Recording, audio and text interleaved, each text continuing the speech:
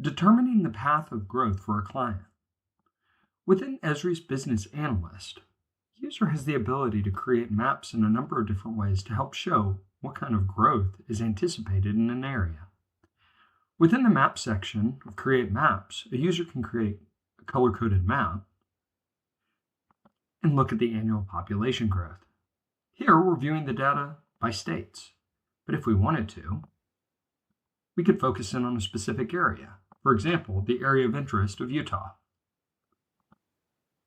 or Utah County. Here we can see the population growth by zip code to determine where the growth is set to occur. A user also has the ability to create a study area based on a given area and determine the growth. Here, I'm going to search for Seattle and look at the entire MSA. When we create our study area, we have the option to run a number of different reports. One of the infographics that's especially useful for determining the growth is going to be available here within the infographics section. Here, you can scroll up and scroll down to see the different options. But the community change snapshot shows how things are changing over the course of time,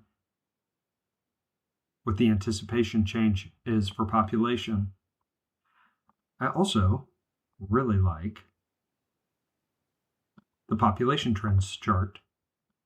Here, this infographic will show you how things are changing from a population trends and key indicators over the course of time.